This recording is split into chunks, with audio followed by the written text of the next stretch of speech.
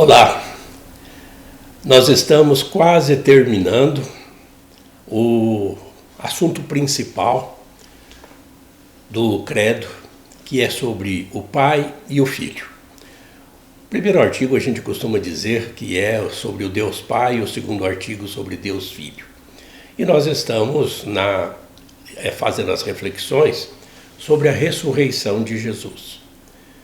E depois que ainda a gente abordar esse assunto, ainda falta dizer: subiu aos céus, está sentado à direita de Deus Pai, Todo-Poderoso, donde há de vir a julgar os vivos e os mortos. Então ainda temos alguns encontros pela frente para ir conversando e refletindo sobre cada detalhe, os pontos principais desse segundo artigo do credo. Hoje nós ainda estamos abordando a questão da ressurreição, que é bom a gente já dizer desde o início. É impossível, completamente impossível, nós sabermos qual foi a hora, qual foi o momento da ressurreição. Nós estamos acostumados a pensar, e eu não estou dizendo que estamos errados, mas nós nos acostumamos a pensar que Jesus ressuscitou na manhã do domingo. Talvez não tenha sido esse o momento da ressurreição. Quem é que sabe?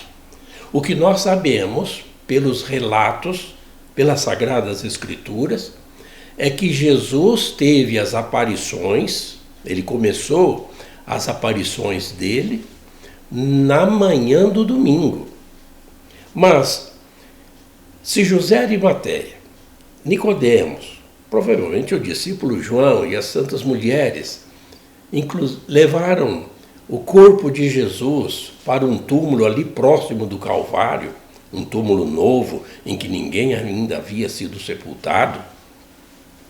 Eles fizeram assim uma higienização rápida do corpo, que estava todo manchado de sangue, com feridas. Fizeram assim uma limpeza rápida com alguns perfumes, tudo isso às pressas, porque já era o entardecer da sexta-feira, início das vésperas do sábado, em que os judeus respeitavam o descanso sabático.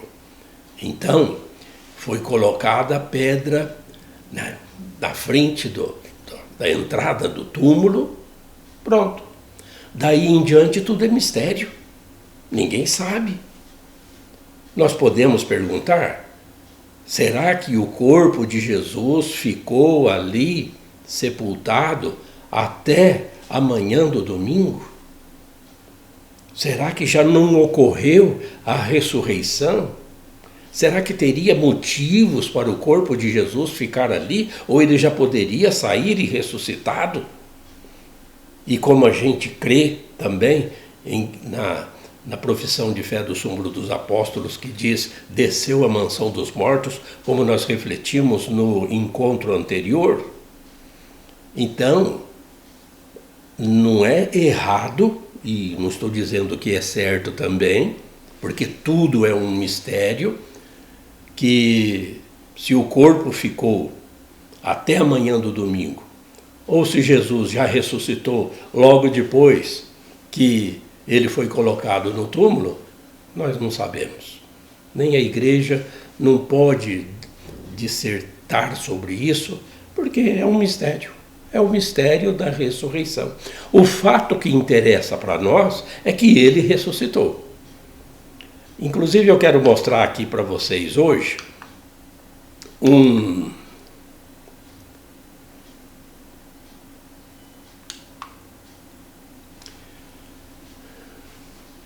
Inclusive eu quero mostrar para vocês aqui hoje que em latim, aquela diferença que eu abordei aqui no encontro anterior, no símbolo dos apóstolos, tem essa frase: descendit ad inferos. E no símbolo niceno-constantinopolitano não tem. Vejam bem, no símbolo dos apóstolos tem passos sob Pôncio Pilato. Passos, a gente traduz: padeceu sob Pôncio Pilato. Passos é um particípio passado, podemos dizer assim, do verbo patire, em latim, que é da quarta conjugação dos verbos latinos, e patire significa padecer, sofrer. Aliás, é de patire que vem a palavra patientes, que a gente lê pacientes. E vem a palavra paciente, aquele que está sofrendo, que está padecendo alguma doença. Então, ele padeceu sob Pôncio Pilatos, aqui está, padecido sob Pôncio Pilatos, crucificado, mortos e sepultus, e sepultado.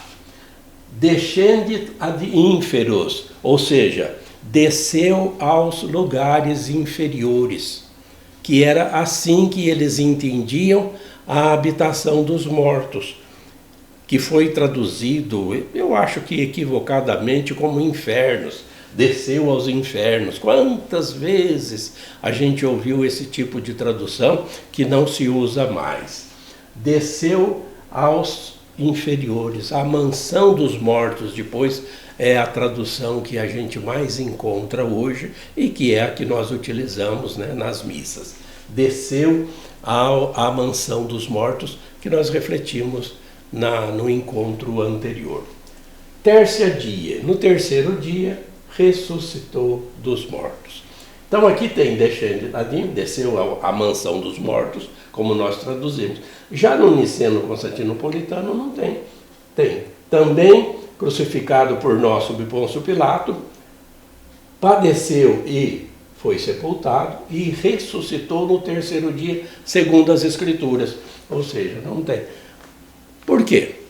Esse símbolo aqui já não achou necessário essa colocação, porque descer à mansão dos mortos significa que ele morreu mesmo. É apenas um pleonasmo do mortus et sepultus, né?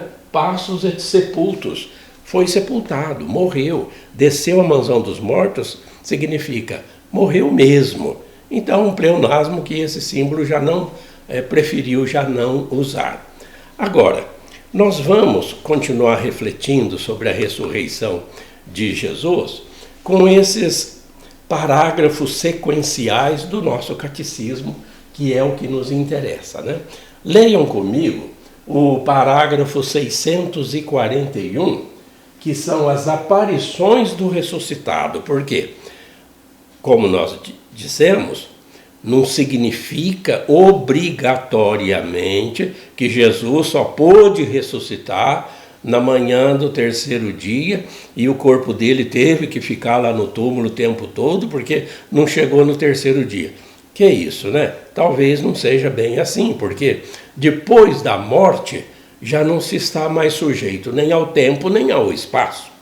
Quando que é que uma pessoa que morreu ressuscita, nós não sabemos. Nós não sabemos, é sempre um mistério, a gente só vai descobrir quando a gente sair do túmulo. Vamos aguardar. Então, as aparições do ressuscitado começaram na manhã do domingo, o primeiro dia da semana. Aliás, sempre a gente é bom lembrar, né, que o primeiro dia da semana é o domingo, por isso que a segunda é o segundo dia, terceira é a terça-feira e assim por diante, o sábado é o sétimo dia. Às vezes a gente se equivoca falando para alguém bom fim de semana, isso na sexta-feira ou no sábado a gente fala bom fim de semana, incluindo o domingo. E é um equívoco, porque o domingo é o primeiro dia da semana, é uma nova semana. No domingo você vai falar, tenha uma boa semana. No sábado, se você falar um bom fim de semana, é só o entardecer do sábado, né? E é para a gente entender melhor a questão do primeiro dia da semana, como a gente vê nesses textos. Leiam comigo. Maria de Magdala e as santas mulheres que vinham terminar de embalsamar o corpo de Jesus. Vejam que aí está ainda não estão acreditando muito na ressurreição. Jesus morreu, como nós analisamos em alguns encontros anteriores, né? Fracassou, acabou tudo. Então vamos lá terminar o embalsamento, porque morreu, Jesus morreu, não estavam esperando já provavelmente a ressurreição. Continuando, sepultado às pressas, na tarde da sexta-feira santa, devido à chegada do sábado, foram as primeiras a encontrar o ressuscitado. Assim, as mulheres foram as primeiras mensageiras da ressurreição de Cristo para os próprios apóstolos. Consta que Maria Madalena foi a primeira a ver Jesus ressuscitado. A eles, aos apóstolos, Jesus apareceu em seguida. Primeiro a Pedro, depois aos 12, como a gente vê nessas citações aí, esse número 554, são citações do Evangelho, quando ali Lucas mesmo diz que apareceu a Pedro, né? O Paulo também consta isso. Pedro, chamado a confirmar a fé de seus irmãos, vê, portanto, o ressuscitado antes deles, porque ele é baseado em seu testemunho que a comunidade exclama: realmente o Senhor ressuscitou e apareceu a Simão. Está aqui Lucas 24, versículo 34. Aquele que foi o primeiro líder e que nós dissemos que é o primeiro Papa. Então, por esse parágrafo, nós também vemos que não significa que Jesus tenha ressuscitado na manhã do domingo. Não sabemos. Mas aí começam as aparições. E Jesus, com o corpo glorificado que ele tem, depois da morte e agora com a ressurreição, livre já, como nós seremos um dia, livres do tempo e do espaço. Jesus pode estar em vários lugares ao mesmo tempo. Nós dissemos tempo porque é o jeito nosso de falar, não tem outra forma. Mas Jesus pode estar com as mulheres, pode aparecer a Simão, pode aparecer, como nós vamos ver no entardecer desse dia, aos discípulos de Emaús, aparece também aos apóstolos reunidos. Já não tem mais essa limitação, né, corpórea de um corpo físico, porque um corpo ressuscitado, como nós teremos um dia, e esse é um assunto garantido para quando nós formos falar da ressurreição dos mortos e da nossa própria ressurreição no dia final,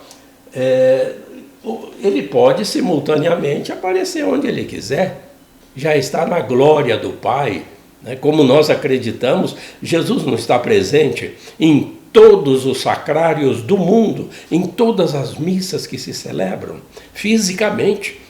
Porque senão, se nós não acreditarmos que Jesus está presente na hóstia consagrada no mundo inteiro, em todos os sacrários, nós já estaremos sendo hereges, já fora da comunhão da igreja, por não acreditarmos em um dogma tão importante quanto é o da Eucaristia.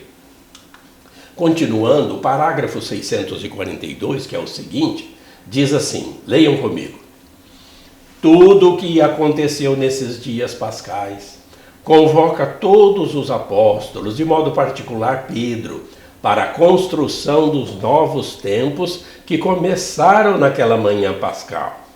Como testemunhas do ressuscitado, são eles as pedras de fundação da sua igreja, ou seja, o alicerce da nossa igreja, e nós que somos pedras vivas desse edifício espiritual que é o corpo de Cristo. Continue. A fé da primeira comunidade dos crentes tem por fundamento o testemunho de homens concretos, conhecidos dos cristãos, a maioria ainda vivendo entre eles. Estas testemunhas da ressurreição de Cristo são, antes de tudo, Pedro e os 12, mas não somente eles.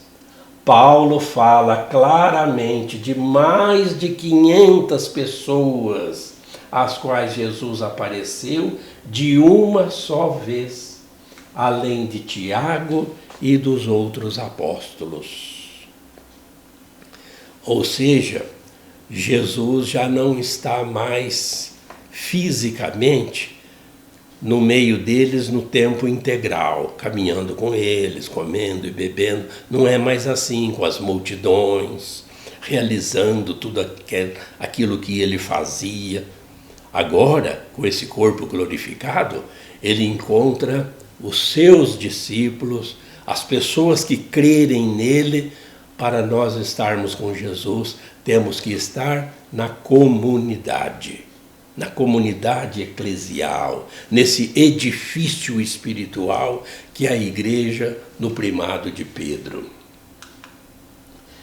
O parágrafo seguinte, o 643, continua. Diante desses testemunhos, é impossível interpretar a ressurreição de Cristo fora da ordem física e não reconhecê-la como um fato histórico.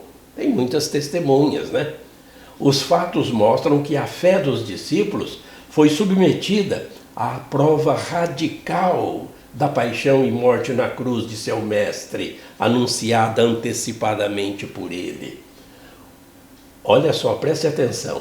O abalo provocado pela paixão foi tão grande que os discípulos, pelo menos alguns deles, não acreditaram de imediato na notícia da ressurreição. Longe de nos falar de uma comunidade tomada de exaltação mística, tem gente que diz isso, viu? Diz que ficaram todos assim, não, vamos divulgar que ele ressuscitou, e um tipo de um espiritualismo triunfante. Longe de ser isso, como nós lemos aqui, não se trata de uma exaltação mística. Os evangelhos nos apresentam discípulos abatidos, com o rosto triste, assustados, porque não acreditaram nas santas mulheres que voltavam do sepulcro, considerando suas palavras um delírio. Aqui em Lucas 24:11, os discípulos dizem: essas mulheres estão loucas, elas estão nos assustando, dizendo que viram anjos e que os anjos disseram: por que vocês estão procurando aqui alguém que não está mais aqui? Elas estão loucas, elas estão delirando. Quando Jesus se manifesta aos 11 na tarde da Páscoa, os criticou por essa falta de fé e pela dureza do seu coração, porque não tinham acreditado naqueles que o tinham visto ressuscitado. Olha só como que é interessante a gente ler e refletir ponto por ponto sobre este mistério de amor, o mistério de fé que nós celebramos em todas as missas na Eucaristia. Eis o mistério da fé, embarca todo esse mistério do amor de Deus por nós, sua paixão, morte e ressurreição. Vamos para o parágrafo seguinte, porque essas reflexões são importantes. Agora é o 644. Mesmo confrontados com a realidade de Jesus ressuscitado, os discípulos ainda duvidavam, a ponto de o fato lhes parecer impossível. Eles pensam estar vendo um espírito. Aqui convém a gente dar uma parada para pensar. É um pensamento que tem ainda hoje. Quantas vezes a gente vê aí, sei lá, algum tipo de piada, de se passar perto do cemitério, aquele medo de encontrar um fantasma. A gente vê até falar em ghost, né? Medo de fantasmas, filmes, obras que exploram os mortos como fantasmas, como espíritos. Mas os próprios apóstolos estavam fazendo assim, quando viam Jesus, assustados, parece um fantasma. Mas não, Jesus mostra, Jesus prova que quando um corpo é ressuscitado, isso vai acontecer com a gente. Nós ganhamos um novo corpo glorificado. Não é mais um corpo igual ao que nós temos aqui na face da terra, mas a gente é uma pessoa, da mesma forma como a gente era aqui, mas com um corpo glorificado, também livre do tempo e do espaço. Nós vamos estudar ainda isso. Continuando então, não era um fantasma. Eles ainda não podiam acreditar, tanta era a sua alegria e a sua surpresa de ver Jesus de novo, né? Olha aí o Tomé. Tomé conhecerá a mesma provação da dúvida, porque da última aparição de Jesus na Galileia, contada por Mateus, alguns tiveram dúvida, mesmo lá na hora da ascensão, como a gente vê em Mateus 28. Por isso, falta consistência à hipótese segundo a qual a ressurreição teria sido um produto, uma invenção da fé dos apóstolos ou da credulidade dos apóstolos.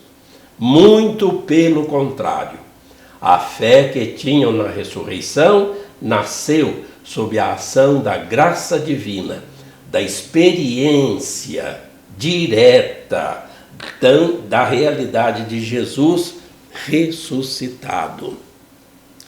Jesus, sim, apareceu para os apóstolos, não assim, de repente, com os discípulos de Emaús.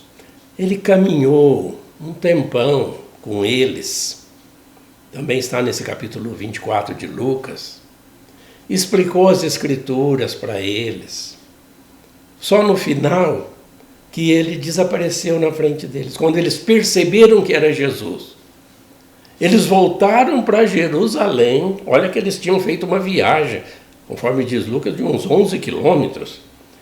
Mesmo à noite eles voltaram para Jerusalém, chegaram lá e os apóstolos falaram para os discípulos de Emaús: de fato, ele apareceu aqui. Como a gente está vendo, Jesus já em vários lugares, ele já não depende mais.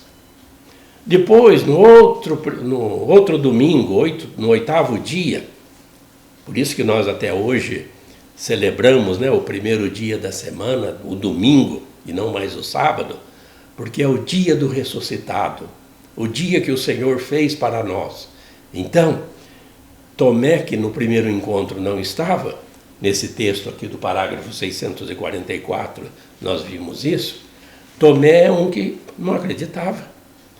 E quando Jesus aparece da segunda vez para os apóstolos, no domingo seguinte, e Tomé está com eles, ele já de início já chama Tomé, porque Jesus sabe tudo o que está acontecendo, mesmo que ele não esteja mais presente no meio deles. Tomé, vem cá, vem ver se não sou eu, olha aqui, olha o meu corpo, olha as marcas aqui dos cravos, olha a marca aqui no meu peito, coloca o dedo aqui, vê se não sou eu. Bem-aventurados aqueles que crerem sem ter me visto. O Evangelho não consta que Tomé teria colocado o dedo. Isso também é fruto de pintores ou de reflexões posteriores. Não diz no Evangelho que Tomé fez, né, essa colocação de mãos no peito ou nos cravos. Diz que ele se prostrou e reconheceu Jesus como Deus, meu Senhor e meu Deus. No parágrafo seguinte, o 645, vamos ver o estado da humanidade ressuscitada de Cristo. Jesus ressuscitado estabelece com seus discípulos relações diretas. Estes o tocam e com ele comem. Aqui nós dissemos, não sabemos se Tomé o tocou, mas as mulheres tocaram os pés de Jesus. Ele pôde ser tocado em outras ocasiões com o corpo que ele tinha. Não é mais um corpo físico, mas é um corpo metafísico, glorificado. Mas ele come com eles, convida-os, com isso a reconhecerem que ele não é um fantasma. e, sobretudo, a constatarem que o corpo ressuscitado com o qual ele se apresenta é o mesmo que foi martirizado e crucificado, pois ainda traz as marcas da sua paixão, que nós vamos ver ainda um dia, hein? Contudo, este corpo autêntico e real possui, ao mesmo tempo, as propriedades novas de um corpo glorioso. Não está mais situado no espaço e no tempo, mas pode se tornar presente a seu modo, onde e quando quiser, pois sua humanidade não pode mais ficar restrita à terra, mas já pertence exclusivamente ao domínio divino do Pai.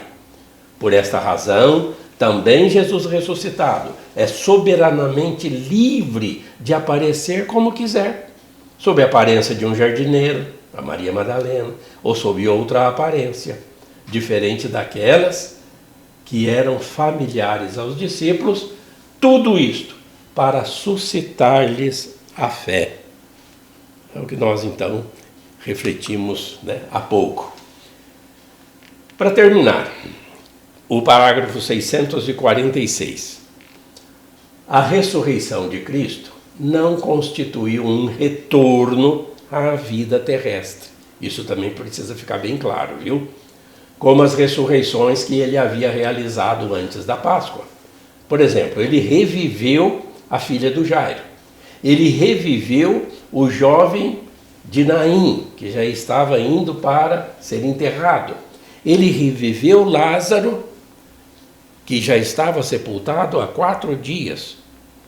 Essas pessoas voltaram à vida terrestre, depois precisaram morrer de novo. Tais fatos eram acontecimentos miraculosos. Porém, as pessoas contempladas pelos milagres voltavam simplesmente à vida terrestre comum, pelo poder de Jesus. Em determinado momento, voltariam a morrer. A ressurreição de Cristo é essencialmente diferente. Em seu corpo ressuscitado, ele passa de um estado de morte para outra vida, para além do tempo e do espaço. Na ressurreição, o corpo de Jesus é repleto do poder do Espírito Santo, participa da vida divina no estado de sua glória, de modo que Paulo pode chamar a Cristo de o homem celeste. Sobre a ressurreição de Jesus, um mistério, mas é o ponto culminante da nossa fé, sempre voltando àquela citação de Paulo, que está no capítulo 1, no capítulo 15 da primeira carta aos Coríntios, que nós um dia vamos também utilizar para refletir sobre a nossa própria ressurreição. E como João vai dizer também em sua carta, seremos semelhantes a ele. Assim como Jesus ressuscita e ganha um corpo glorioso, nós também passaremos por isso um dia. Continuemos perseverantes na nossa fé. No próximo encontro, vamos abordar a ascensão do Senhor. Jesus, que tinha deixado toda a glória que ele teve antes da criação do mundo, que ele convivia já no reino celestial. Agora, depois dessa experiência, dessa passagem, tudo está consumado. O que ele tinha que fazer, ele fez. Ele foi obediente até a morte, e a morte de cruz, que é a glória dele, morreu de amor por nós. Que esse Deus continue nos abençoando. Fique com ele.